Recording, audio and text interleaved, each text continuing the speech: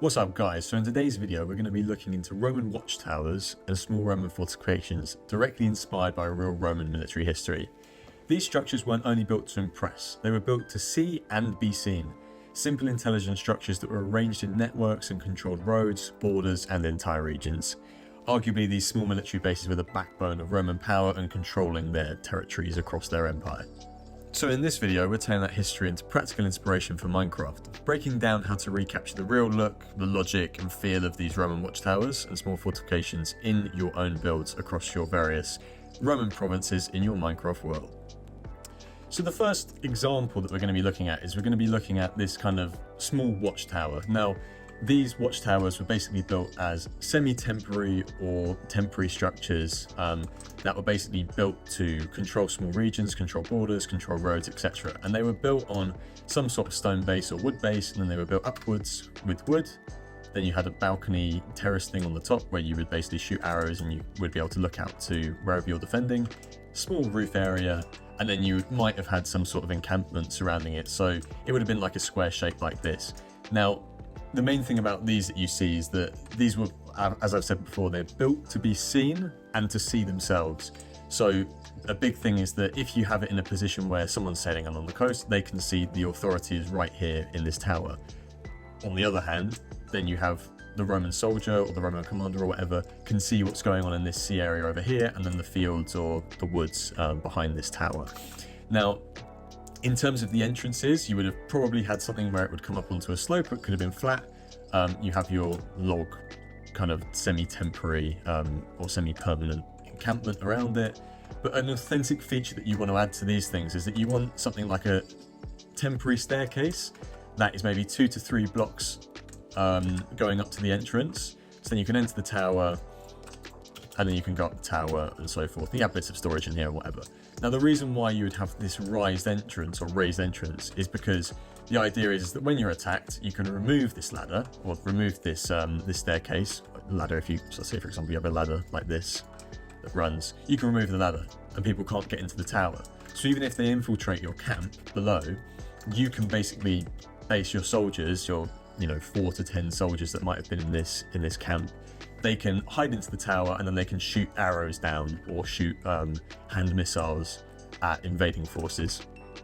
Now, in terms of materials, I mean, these were a bit more temporary. So things like, for this example, I'm using mixes of stone, some spruce, and I'm putting some signs here and some buttons to make it look like they're logs that are laying. Then you've got bits of structure underneath your balcony. Then you've got your balcony itself. So this is like a smaller thing, so it wouldn't have had like many slots for like tiny little crenellations. I mean, you wouldn't have had like proper crenellations in these things, but you have some sort of basis, and then you might have things. I mean, these are like something that is replicating some sort of brazier. So you might have had these loaded in a network where they can communicate with each other with braziers to call for reinforcements, to send messages to each other. So if you're thinking of empowering your countryside and saying, okay, I want to make sure that I can control this region. So you've got farms, you've got ports, you've got fishing villages, whatever. You might want to put a network of 10 to 15 of these all over the place that can see each other and that the residents can see themselves. Now, a couple of things that I've added into the camp, I've just added like a small tent sort of structure here. So I've got ground beds. I mean, the thing is with these is that you don't want to make these luxury at all. These were very, very functional structures. They were built to be destroyed if they were damaged. They could be easily rebuilt, they could be easily repaired. Very, very simple, very, very militaristic structures, but then also very characteristic of the Roman Empire. Okay, so the next example I have is a slightly larger, more permanent version of a fortification. Now, this is a little bit of creative license that I've taken here, but that is based on some of reconstructions that I've seen in some archaeologists' work. And it has a little bit in terms of, I mean, there's something that I'm not happy with. There's some higher crenellations here, but the general premise is that it's a larger, more permanent structure that serves as a proper permanent watchtower that watches over a higher point in the countryside. So this is built on top of this like mountain area, and then it has a view across the forest over here towards the sea. So it has a wide point of view, but then it also can be seen from many places because of where it is. Now, the first thing I'm going to talk about with this one is that you have a single road that runs up to the top, and then you have a choke point that has been designed here. Now, what would have been typical to many Roman fortifications is they would have dug a trench, and then they would have built like a rampart on the back of the trench. Now in this example, I've dug basically a large ditch that flanks this choke point. So this is going to be the only way that you can get up here realistically. I mean, in Minecraft you can, climb up the hills and whatever, but if you are an invading force, the chances are that you're going to bring horses, you're going to bring chariots, etc. You want to come up the main road to attack the main entrance of the camp. So this basically makes it so they cannot go and attack the walls, they have to attack the main gate. Now, second thing, you've got one entrance into this camp itself. So it's bound by these log fortifications, but you have this single entrance, and that's the choke point which you have to defend basically. Now, second thing I'm adding here is I've got a ballista. So you've got this small little ballista that then has this wide view of this whole area. So if you imagine this is a movable thing, I mean, you can't see it in Minecraft, but say for example, I don't know, if we grab something like a crossbow, you can quite easily shoot someone that's going up your thing, and you can defend it. So if you wanted to build this as a functional Minecraft structure, it probably would work quite well. Now, just a quick note on these log wall things. I mean, what I do is I just mix fences and logs and trapdoors. Looks quite nice. I mean, you could just do it as single logs, but I think you get a bit more depth if you do a mix.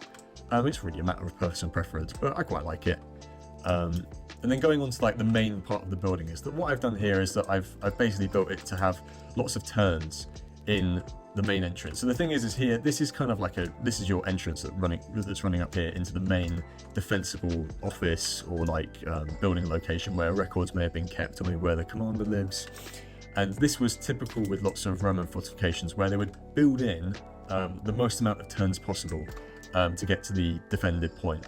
So here you have a turn that's coming up this hill here.